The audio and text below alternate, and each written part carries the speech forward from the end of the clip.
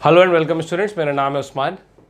Law lectures की इस series में जो आज हम लेक्चर करने वाले हैं वो है सीआरपीसी। सीआरपीसी जैसा कि आप मेरे पीछे बोर्ड पर देख सकते हैं, कोड ऑफ क्रिमिनल प्रोसीजर, दंड प्रक्रिया संहिता, ये इसको हिंदी में कहा जाता है। जब हम बात करते हैं सीआरपीसी की तो इसमें हमें जो एक मेन चीज़ ध्यान रखनी है वो ये कि भारत में मनु को माना गया वो पहला व्यक्ति जिसने अलग अलग क्राइम्स को आइडेंटिफाई किया, डिफाइन किया, डिस्क्राइब किया। उसके बाद मॉडर्न टाइम्स में अगर हम बात करें तो फर्स्ट लॉ कमीशन आता है। लॉर्ड मैकले के टाइम पे आईपीसी को लिखा जाता है और उसके बाद वो लागू होती है। आईपीसी जो है वो डिफाइन करती है कि अपराध क्या होगा, किस चीज़ को अपराध कहा जाएगा, कौन सा सेक्शन किस चीज़ को है डिफाइन करता है। फॉर एग्जाम्पल, क्योंकि हम आमतौर पे न्यूज़ में, आर्टिकल्स में, मूवीज़ में हम देखते रहते हैं किडनैपिंग, मर्डर, एक्सटॉर्शन, रेप, ये सारी चीज़ें हम सुनते रहते हैं। तो इसमें से कई ऐसे सेक्शंस होंगे जो ऑलरेडी आपको याद होंगे, जैसे मर्डर 302 यानी 302, अटेम्प्ट टू मर्डर 307। तो जो भारतीय दंड संहिता यानी कि आईपीसी है वो ये बता रही है कि क्राइम क्या है, उसके एलिमेंट्स क्या होंगे, जैसे चोरी, डकैती, लूट, इन सब में क्या फर्क होगा। भाई चोरी हम आसान शब्दों में ये कह सकते हैं कि किसी ने किसी की कोई चीज़ उससे बिना पूछे उसके पोजेशन से दूर की और इस नीयत से की कि वो उसको हमेशा के लिए उससे दूर कर दे, क्योंकि इस पूरी प्रक्रिया में उसने दूसरे शख्स से, दूसरे व्यक्ति से ये नहीं पूछा कि क्या मैं तुम्हारी ये चीज़ ले सकता हूं। तो दूसरे बंदे की इसके अंदर कोई इंटेंशन नहीं है, उसका कोई हामी हाँ या ना नहीं है, तो इसलिए ये चोरी हुई। लेकिन जहां पर ये बलपूर्वक किया जाने लगा, जहां पर बल का प्रयोग हो गया, जहां पर फोर्स इस्तेमाल हो गई, वहां पर ये लूट बन गई। और ऐसे ही जहां पर 5 या 5 से ज्यादा लोगों ने बलपूर्वक लूट की तो वो फिर कहलाएगी डकैती। तो ये इसमें बारीकियां हैं जो हम आगे सीखेंगे जब हम आईपीसी करेंगे प्रिसाइसली। आज हम सीआरपीसी कर रहे हैं। हम ये जानने की कोशिश कर रहे हैं कि जो क्रिमिनल प्रोसीजर है वो कैसे चलेगा। तो अब सवाल यहां पे उठता है कि कौन सा प्रोसीजर वो कि कौन सा मुकदमा कौन सी कोर्ट में जाएगा, यानी कि एफआईआर लिखने से लेके व्यक्ति के पकड़े जाने तक, उसको अदालत में पेश करने तक, अदालत में उसके ऊपर सुनवाई होना, उसको बेल मिलना या ना मिलना, और बाद में उसको सज़ा होना या एक्विटल होना, यानी कि वो छूट जाए जहां पर उसको सज़ा ना हो अगर उसने अपराध नहीं किया। तो ये जो पूरी प्रक्रिया मैंने बताई ये हम सीआरपीसी में देखते हैं। तो सीआरपीसी की शुरुआत जो है वो 1973 से है, ये आपको याद रखनी है, बोर्ड पर लिखा हुआ है। लेकिन अगर सवाल ये आता है कि सीआरपीसी लागू कब से हुई है, तो 1 अप्रैल 1974। उसके बाद जो सबसे अहम बात है वो ये कि सीआरपीसी जब हम पढ़ें तो हम अपने दिमाग में ये मान के चलें कि हमें कुछ ना कुछ स्टोरीज होंगी जिनके आसपास अगर हम इसको बुनेंगे तो हमारे ज़्यादा समझ में आएगी। लेट्स से कुछ ऐसे एग्जाम्पल्स जिनसे हम ये समझने की कोशिश करेंगे तो हमें ज़्यादा आसानी होगी। एंट्रेंस के एतबार से, इन टर्म्स ऑफ एंट्रेंस, आपको सेक्शंस दिए जा सकते हैं और ये पूछा जा सकता है कि कौन सा सेक्शन क्या कहता है, तो आपको डेफिनेशन पता होनी चाहिए, या वाइस वर्सा, आपको डेफिनेशन दे रखी होगी तो आपसे सेक्शन पूछ सकते हैं। तो सीआरपीसी की जो हम शुरुआत कर रहे हैं उसमें सबसे पहले मैंने लिखा है सेक्शन 41, व्हेन पुलिस में अरेस्ट विदाउट वारंट। तो जैसा कि यह सेक्शन कहता है कि कब पुलिस बिना वारंट के किसी को गिरफ्तार कर सकती है, ये हमें बता रहा है सेक्शन 41। इसके अगर हम डीप में जाएंगे तो बहुत सारे ऐसे इंसिडेंट्स हो सकते हैं, बहुत सारे ऐसे एलिमेंट्स होंगे मिसिंग, वो हमें पकड़ने होंगे कि भाई क्या इस केस में पुलिस पकड़ सकती है किसी को विदाउट वारंट।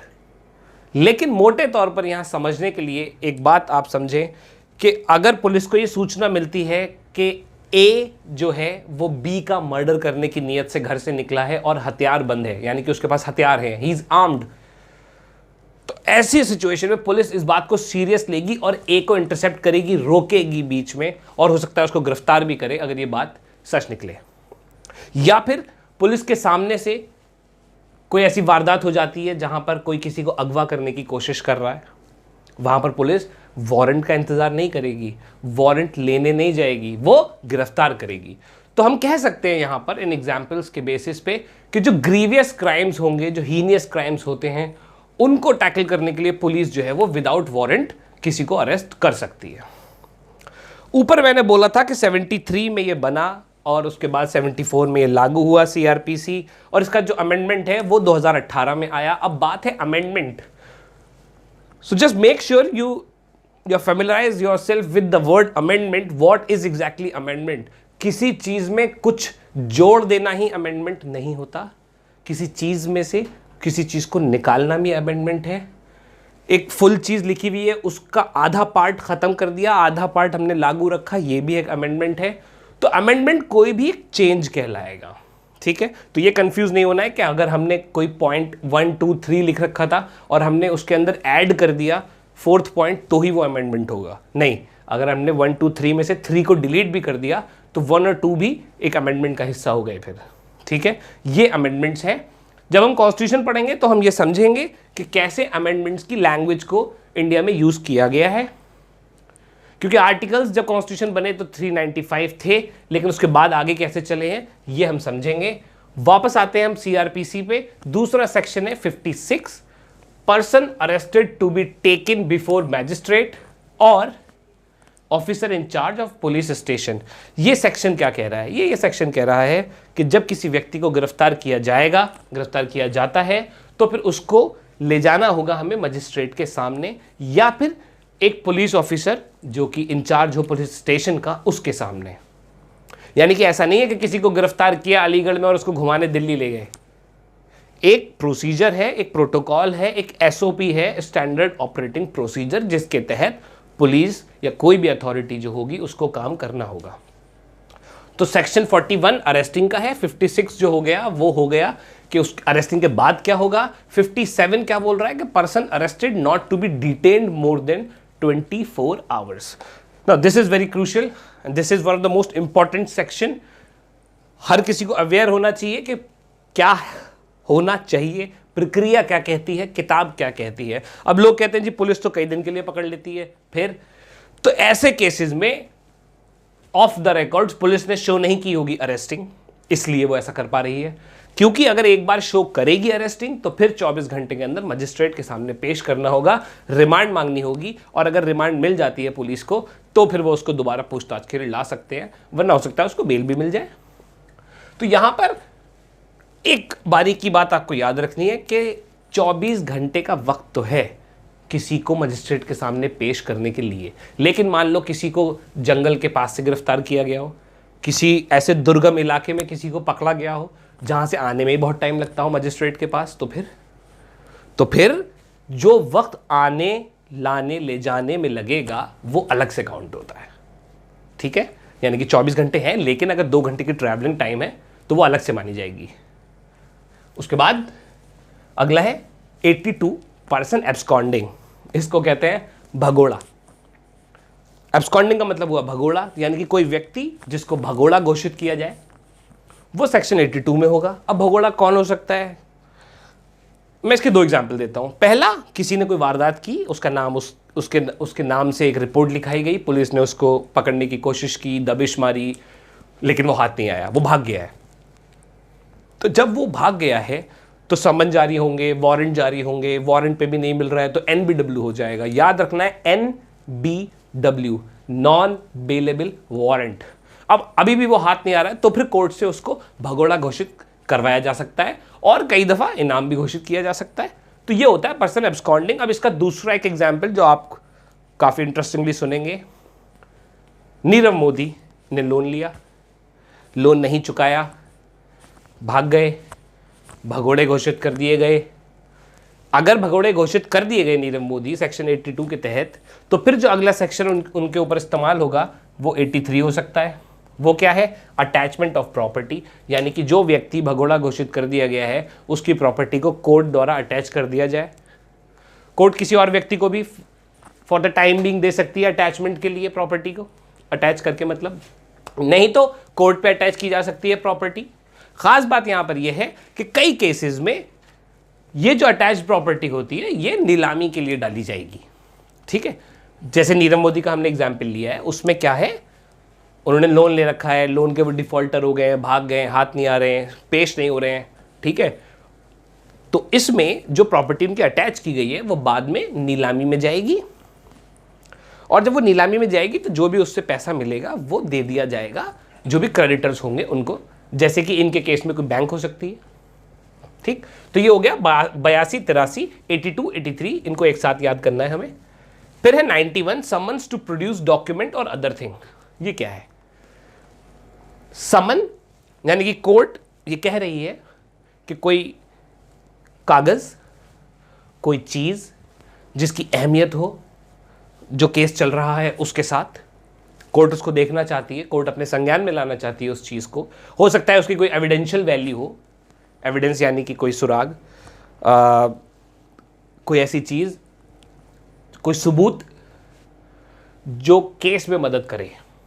तो उन चीजों को अगर कोर्ट देखना चाहती है तो वो इस सेक्शन के तहत उसको हाजिर करवा सकती है। यानी कि वो ये कह सकती है, किसी केस में मान लो हमें बर्थ सर्टिफिकेट देखना है किसी का, हमें किसी का कोई प्रॉपर्टी का कागज देखना है, तो वो अगर किसी भी चीज से हमें मंगाना है, समन कराना है, तो 91 सेक्शन होगा। 93 सर्च वारंट, ये वही सर्च वारंट है जिसके बिना पहले आपने देखा कि कैसे व्यक्ति के केस में विदाउट वारंट पकड़ना था, यहां पर सर्च वारंट है, यानी कि सर्च यानी कि ढूंढना, छानबीन करनी, यानी कि अथॉरिटीज को किसी की प्राइवेट प्रॉपर्टी में अगर जाना है तो उसके लिए एक सर्च वारंट होना जरूरी है। तो ये सर्च वारंट वो कैसे हासिल करेंगे? 93 जो सेक्शन है वो इसकी ये प्रक्रिया बताएगा। उसके बाद 106, 107 सिक्योरिटी फॉर कीपिंग पीस। एक बात मैं आपको यहां पे बताना चाहूंगा, 106, 107, 107, 116, 116 इसके नीचे लिखा है, इसको एक साथ अगर हम देखें तो ज्यादा बेहतर समझ में आता है। Security for keeping peace, police को सूचना मिलती है कि चौराहे पर कुछ लोग हैं, अफरा तफरी हो सकती है या अफरा तफरी हो रही है, अलग अलग जो धाराएं हैं उनके अंदर पुलिस कार्रवाई कर सकती है। आगे जब हम सेक्शन पढ़ेंगे 151, 151 तो उसमें और क्लियर हो जाएगा। फिलहाल आप ये समझें कि किसी व्यक्ति से अगर पुलिस कोई बॉन्ड भरवा ले, कोई मुचलका भरवाए, और उसके बावजूद वो व्यक्ति उसी चीज़ को कर दे जिसको करने से उसको रोका जा रहा था, जिस वजह से उससे ये बॉन्ड भरवाया गया, ये मुचलका भरवाया गया, उसको एक तरीके से ये वार्निंग दी गई थी कि अगर तुमने कुछ किया तो तुम्हारे ऊपर कार्रवाई होगी और ये जो पैसे तुम जमा कर रहे हो वो जब्त हो जाएंगे। तो यही वो चीज़ है जो सिक्योरिटी फॉर कीपिंग पीस कहलाएगी। अब इसके अंदर विद और विदाउट सिक्योरिटी हो सकता है। सिक्योरिटी वो व्यक्ति होता है जो एक तरीके से ये जिम्मेदारी लेता है कि हाँ जी मैं इसका सिक्योरिटी हूँ। जैसे बैंकों में कई आप लोन लेने जाते हैं तो वहाँ पे भी आप किसी ना किसी को अपना गारंटर बनाते हैं, ऐसे ही लॉ में हम उसको सिक्योरिटी कहते हैं। ठीक है, तो ये हमने समझ लिया कि भाई अगर मुचलके वाला, बॉन्ड वाला कोई केस है, पुलिस ने किसी को कोई काम करने से रोका है, ठीक है, तो वो एहतियात के तौर पर एक मुचलका भरवा सकती है, बॉन्ड भरवा सकती है, वो होती है सिक्योरिटी फॉर कीपिंग पीस। अगला सेक्शन है 116, procedure of executive magistrate about in context of section 107। तो इसकी जो प्रक्रिया है 107 की वो 116 में चलेगी। इसलिए मैंने आपको पहले बोला कि 107, 116 एक साथ अगर हम याद करें तो ज़्यादा बेहतर है। ठीक, तो सवाल किस कंटेक्स्ट में आ सकता है? आपसे सवाल सिर्फ ये पूछ सकते हैं, मान लीजिए एग्जामिनेशन में, कि भाई सर्च वारंट का कौन सा सेक्शन है, तो 93 है। या आपको बोलें कि सर्च वारंट दे रखा हो, नीचे हो कि इनमें से कौन सा सेक्शन है जिसमें से सर्च वारंट आ सकता है, और आपको ऑप्शन में दे दें 91, 92, 93 या 97, तो आपको याद होना चाहिए 93। उसके बाद है 125 मेंटेनेंस। ये one of the most important section कहूँगा मैं इसको सीआरपीसी का, क्योंकि जो मेंटेनेंस है ये आमतौर पे ये माना जाता है कि कोई महिला लेके आएगी अपने पति के विरुद्ध, अपने ससुराल वालों के विरुद्ध, जिसमें वो दावा पेश कर रही है कि उसको मेंटेनेंस के लिए कुछ रकम दी जाए, चाहे वो हर मंथ दी जाए या एक टाइम में उसका कोई सेटलमेंट किया जाए, वन टाइम सेटलमेंट भी हो सकता है। मेंटेनेंस कितना हो ये जज का डिस्क्रिशन होता है, यानी कि ये जज डिसाइड करेगा सारी परिस्थितियों को देखते हुए कि वो कितना मेंटेनेंस दे। यहां पर समझने की बात यह है कि अगर किसी व्यक्ति की तनख्वाह आमदनी 10,000 रुपये है और उसके ऊपर मेंटेनेंस का दावा पेश किया जाता है, तो ऐसा नहीं होगा कि कोर्ट जो है वो उसको 8,000 रुपये दे दे मेंटेनेंस के दावा पेश करने वाले को। महीने के व्यक्ति के पास सिर्फ 2,000 रुपये रह जाएंगे। तो जजेस अलग अलग चीज़ों को ध्यान में रखते हुए एक वैल्यू पे आएंगे और वो फिर अवार्ड की जाएगी। वो 1/5, 1/6, 1/4, 1/3 अलग अलग हो सकती है अलग अलग केसेस में। समझने वाली बात यह है कि अब मेंटेनेंस में सिर्फ महिला ही नहीं, कोई मर्द भी ला सकता है मेंटेनेंस के लिए। इसके अलावा बूढ़े माँ बाप भी और बच्चे भी मेंटेनेंस के हकदार होते हैं, वो भी ये दावा पेश कर सकते हैं। तो आपको याद ये रखना है कि मेंटेनेंस का दावा किस सेक्शन में लाया जाता है, तो 125 में लाया जाता है। जैसा कि मैंने लेक्चर की शुरुआत में बोला कि जब हम भारतीय दंड संहिता आईपीसी पढ़ेंगे तब हमें और क्लियर हो जाएगा कि कैसे सीआरपीसी सेक्शंस के ऊपर लग रही है। एक केस है जिसमें डोमेस्टिक वायलेंस हुआ है किसी महिला के साथ, तो वो आएगा आईपीसी के 498A में। ठीक, मान लो मारपीट भी हुई है छोटी मोटी, तो 323 भी उसके ऊपर लग सकता है। कोई और सीरियस चीज़ हुई है, destroying of the modesty of the women, अगर कहीं पे किया गया है कोई ऐसा काम जिससे कि उस महिला की मॉडेस्टी डिस्ट्रॉय हुई है, तो सेक्शन 354 भी लग सकता है। अगर रेप हुआ है तो फिर वो सेक्शंस भी लग सकते हैं। लेकिन उन केसेस में भी अगर मेंटेनेंस का दावा पेश करेगी महिला तो वो 125 में करेगी। जो क्रिमिनल चार्जेस चल रहे हैं वो आईपीसी के चलते ही रहेंगे। तो ये था सीआरपीसी का हमारा पहला लेक्चर।